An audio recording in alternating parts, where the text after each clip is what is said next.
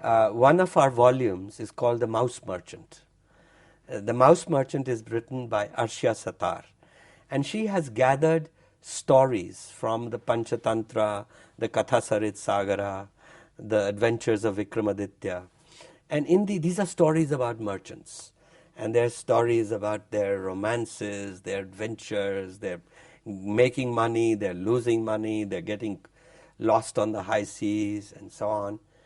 And in the first volume, in the first book of the Panchatantra, there is advice given by a merchant about his business philosophy. And let me read it to you. I think it would be interesting to hear exactly in the words that of the Panchatantra. So this is a merchant whose name is Vishnu Sharma. And he's giving some advice about money and business. And first he says this: earn money when you don't have it. Once you have earned it, guard it, conserve it. And the best way to guard it and conserve it is to make it grow. In other words, don't keep it under the carpet. Find a mechanism for earning from that capital.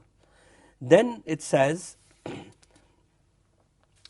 and it gives advice that to conserve it, you should give it to worthy people who can make it grow and make you grow in the process. This is the way to live in this world. And when a man fails to earn, he has nothing. But given the many hazards, and if he fails to guard the money, it will quickly disappear. But then, you must also learn how to spend the money. And I'm reminded of George Bundy, who used to head the Ford Foundation. He said to Henry Ford that, look, your job is only to make money. My job, Henry Ford money went to the Ford Foundation. He said, my job as head of the Ford Foundation is to spend it. He said, spending money is more difficult than making money. Yeah. So the point this merchant is making is, don't be too stingy with your money. Don't be too extravagant with it. Spend it wisely. And finally, he said, learn to give it away. So he has taught you 4 things about making money, about conserving it, about spending it, and about giving it away. And I think that's, for a Panchatantra text, it's an animal stories at that. It's a great lesson. Yeah, it's a business lesson. It's a business lesson. So what we have are, without trying to make, sort of 5 things you must learn from this book.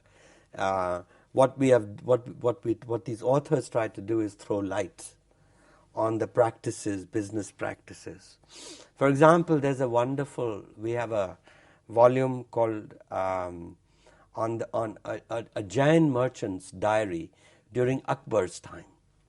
This fellow made money in Agra and lost it in Varanasi. And his name is Banarsi Das. And the book, the text that his diary is called Ardha Kathanak, because why? Ardha Kathanak means half a life. Because he says, I'm 55 now. But according to the Jain philosophy, I'm supposed to live up to 110. So this is half my story. Other half I'll tell it later. Unfortunately, dies a few years later. Never gets to write that. But thanks. But it's interesting how he shows a lot of admiration for the Mughal Empire, because he says they brought peace. And peace is necessary to do trade and for the people to become. That's true. Stability, clarity in policy. That's what you need. Correct. And so in this romance, we have a text written by an American scholar about the Multani caravans which went through Central Asia in trading to Russia, to Moscow, from the 1300s up to the 1900s. And this fellow's records are Arab merchants' diaries. His records show there's a French traveler who writes about it. But these Multani merchants were incredible. And they were dominated. They dominated the trade to the steppes